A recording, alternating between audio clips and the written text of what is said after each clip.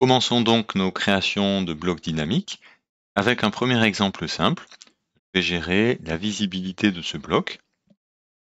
Je voudrais deux façons de le représenter. Une avec ses accoudoirs et une deuxième représentation sans accoudoirs. Je vais donc modifier mon bloc et je suis ici dans mon éditeur de blocs. Donc je retrouve des commandes déjà connues, définition d'attributs, ouvrir, enregistrer. Mais nous allons nous intéresser au fur et à mesure à davantage d'éléments, notamment les contraintes géométriques ou dimensionnelles, et cette palette de création de blocs. Cette palette contient plusieurs onglets, ici, avec notamment les onglets paramètres et actions. Ces éléments nous permettront de définir comment le bloc dynamique doit se comporter et donner à l'utilisateur les possibilités d'agir dessus. Dans mon cas, comme je l'ai dit en introduction, nous voulons concentrer sur la visibilité. Dans les paramètres, je vais choisir un paramètre de visibilité. Je clique. AutoCAD me demande de le positionner, c'est-à-dire j'indique à quel endroit la commande se situera lorsque mon bloc sera inséré. Donc ici, ça me va bien. Très bien, j'ai un paramètre de visibilité. Un petit point d'exclamation sur fond jaune me montre que pour l'instant, ce paramètre n'est pas complet, mais je vais m'en occuper.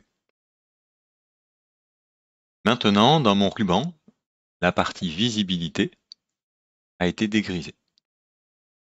Je retrouve des états de visibilité, donc dans un seul dans ce menu déroulant, quelques commandes qui me permettent de jouer sur l'affichage et choisir quels éléments vont être affichés ou masqués. Je vais donc commencer à gérer les états de visibilité.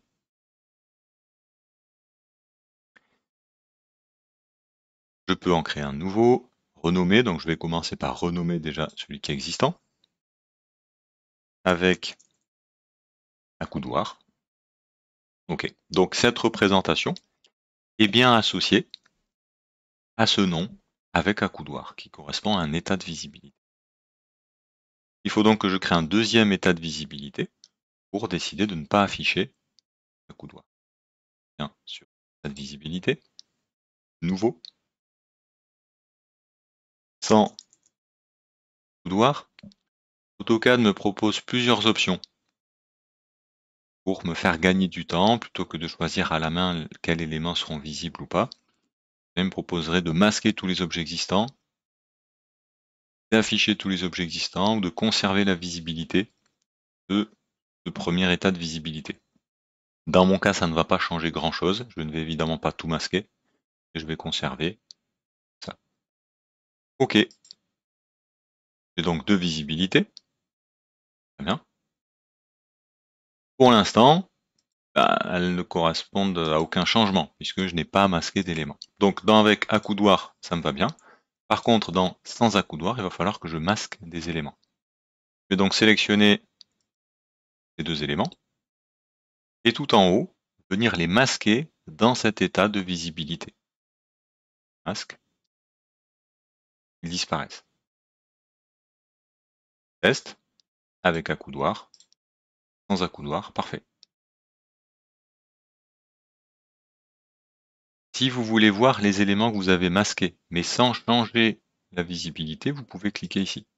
Vous voyez qu'ils apparaissent de manière estompée. Ça vous permet de repérer les éléments existants, mais vous savez que ces éléments n'apparaîtront pas dans la visibilité sans accoudoir. Et si vous voulez vraiment qu'ils disparaissent, vous recliquez. Je vais tester mon bloc. Fermé, j'enregistre. Très bien. Je clique sur mon bloc. Je retrouve maintenant une commande, l'endroit où j'ai placé mon paramètre. Je déroule et je retrouve ici mes deux visibilités, avec accoudoir, sans accoudoir. Parfait. Ça fonctionne exactement comme on l'a défini. Voilà notre premier bloc dynamique que nous venons de réaliser.